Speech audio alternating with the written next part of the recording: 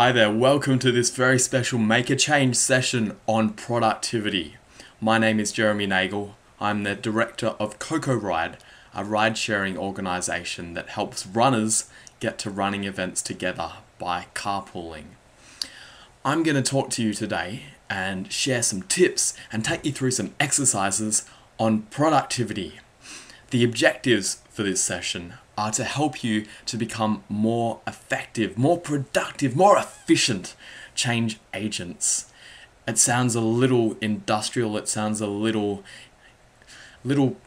management driven, but there's a reason why productivity is important. And for me, that reason came when I was doing my honours year. So I did a degree in environmental science at Monash University, and I did my honours looking at the environmental links to a neurodegenerative disease.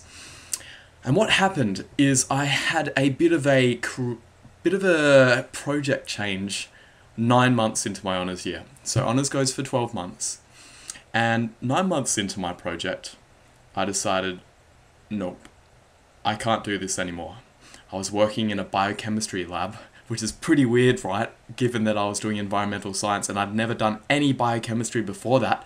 But for some reason, I decided I can do biochemistry, I can make this happen, I can learn how to purify proteins. The upshot of it was 9 months in, I left the lab almost in tears because the chemicals that I was working with were making me feel pretty bad. I was getting pretty awful headaches. I was feeling nauseous, and I was feeling like I was endangering my long-term health. And the inner voice in me was crying out and saying, "You can't keep doing this, Jeremy. This is stupid. You need to stop." So when one particular incident happened where I was breathing in the chemicals for a bit too long, and I was in the lab by myself alone one evening, I decided that was it.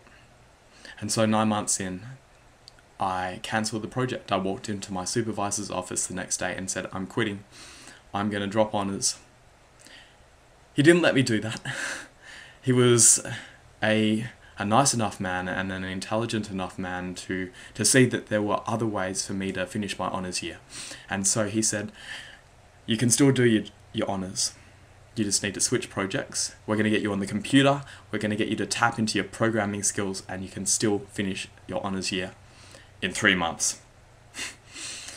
So you can understand this is a pretty tall order. The idea of compressing a 12-month honours year, honours project into 3 months. I had to do all of the experimentation, all of the data collection, all of the analysis in 3 months instead of a full year like everyone else.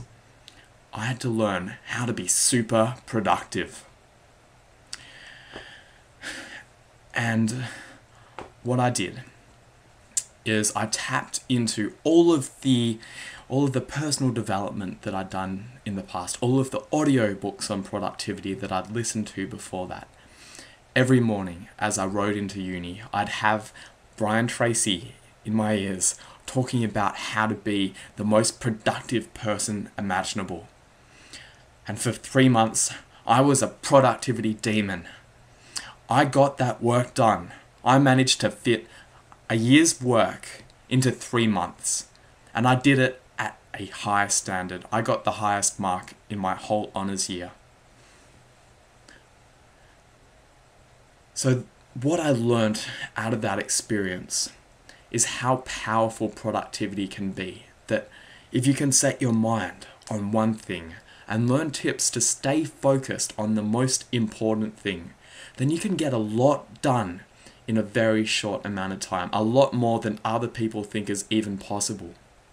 And what excites me about this is that it's not just honours students who will benefit from it, but it's you guys, the people in Make a Change, the people who want to do good in our world, who want to stop these problems facing our world right now of climate change, of biodiversity loss.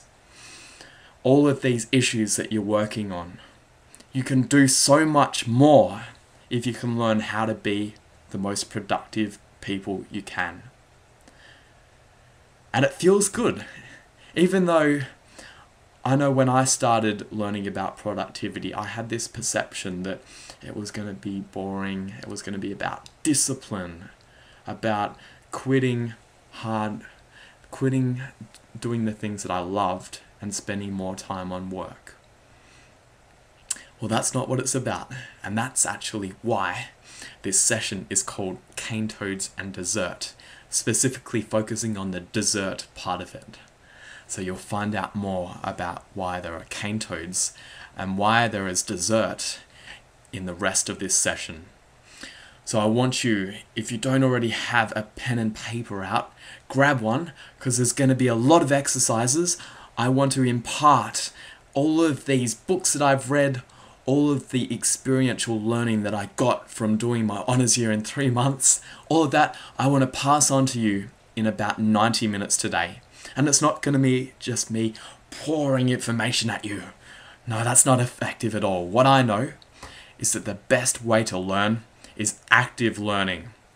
So we're going to do 3 or 4 exercises today where you're going to learn these productivity tools, the best tools that I've found through all of my reading, all of the audiobooks that I've listened to, and all of the honours work that I've done, and the work I've done since then.